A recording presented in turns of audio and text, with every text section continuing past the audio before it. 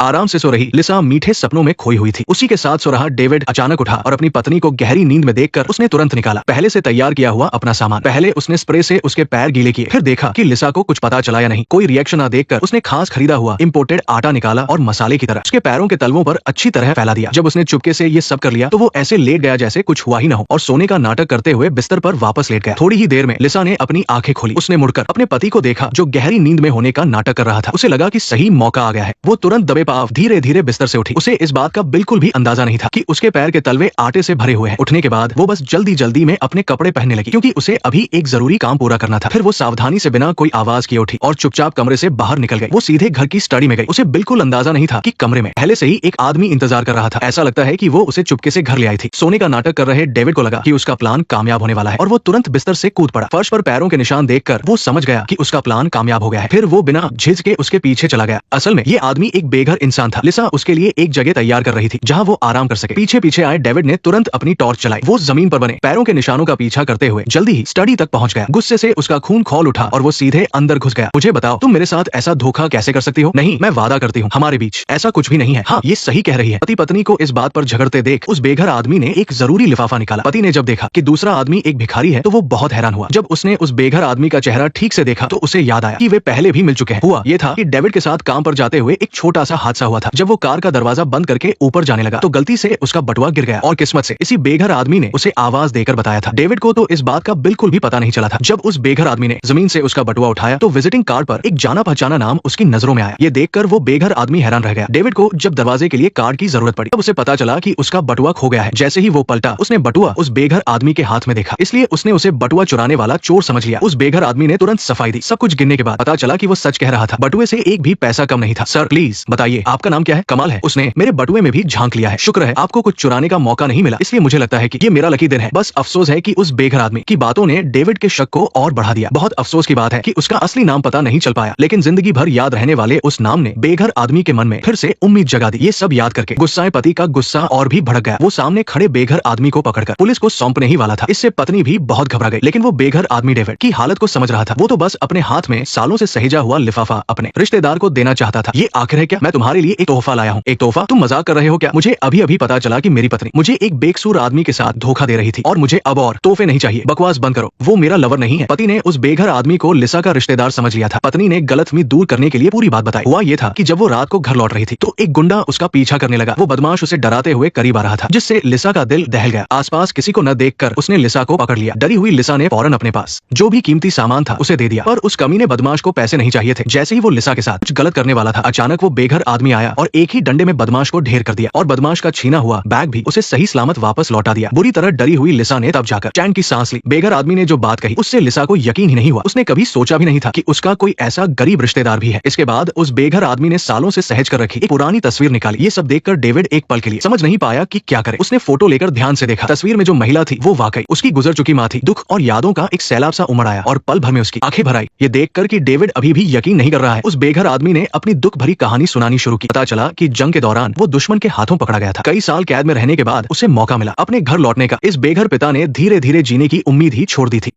Next part देखने के लिए वीडियो को लाइक करो।